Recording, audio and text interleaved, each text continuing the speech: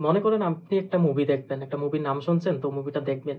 আসলে দেখবেন যে আপনি সময় ইনভেস্ট করবেন। ২ ঘন্টার উপরে তো প্রত্যেকটা মুভি হয়, ২ ঘন্টা থেকে ৩ ঘন্টা।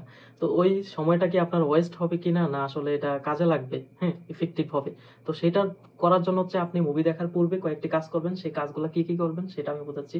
১ম এ হচ্ছে মুভিটার নাম সম্পর্কে আপনি ইন্টারনেটে সার্চ করবেন, IMDb রেটিংটা চেক করবেন।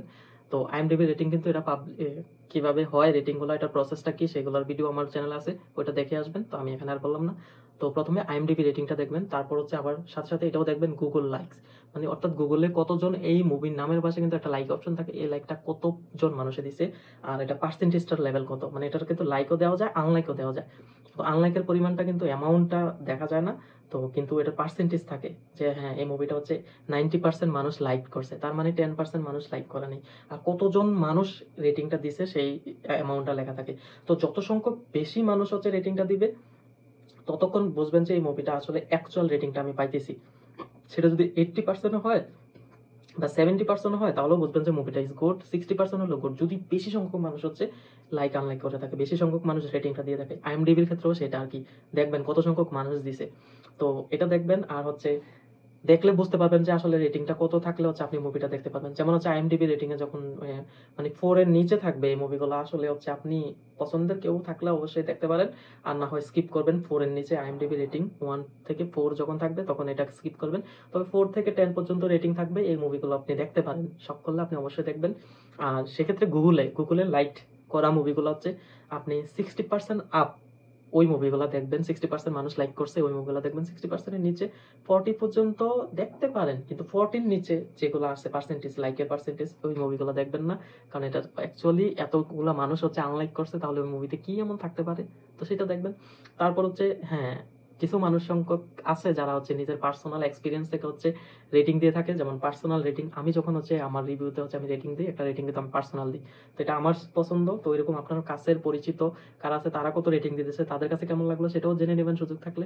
অথবা অনলাইনে যারা আছে তাদেরগুলো দেখবেন যে হ্যাঁ, মুভি নিয়ে কি বলতেছে, তাহলে দিয়ে একটা রিভিউ দেখতে পারেন। একটা রিভিউ দেখতে পারেন আপনার পছন্দের কারো, তো ওই রিভিউটাও দেখতে পারেন। এইভাবে আরো কয়েকটা ওয়েবসাইট আছে।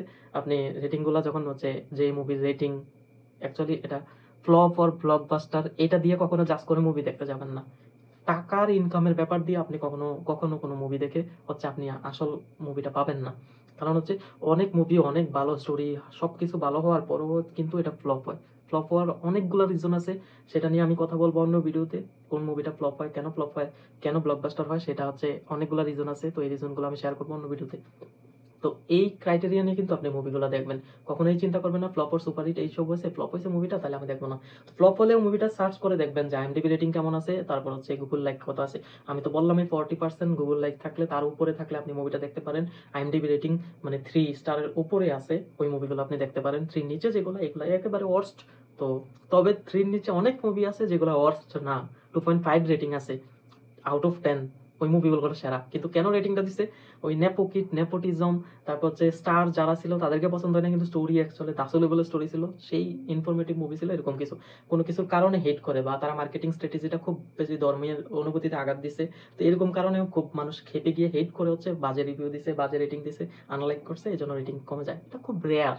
এই জন্যই বলতেছি 40% গুগল লাইক থাকলে, তার উপরে থাকলে আপনি মুভিটা দেখবেন। আইএমডিবিতে 3 স্টারের উপরে রেটিং থাকলে আপনি দেখবেন 10 আউট অফ আর কি, আবার আউট অফ 5 এ না। আউট অফ 5 হলে 2 এর উপর গুলো দেখবেন। তো এরকম আর কি। আইএমডিবিতে কিন্তু 10 থাকে, কিন্তু আমরা যারা পার্সোনাল রেটিং দিই অনেকে 5 এর মধ্যে কাউন্ট করে রেটিংটা দিই আর কি। তো এই জিনিসগুলো দেখে আপনি হচ্ছে মুভিটা দেখবেন। আপনি আসলে ঠিক করে নেবেন মুভিটা দেখা উচিত কি উচিত না, এটা আপনার পার্সোনাল ওপিনিয়ন। আপনি আপনার টাইম ওয়েস্ট করতে চান না হচ্ছে ইফেক্টিভ করতে চান। তো ধন্যবাদ সবাইকে।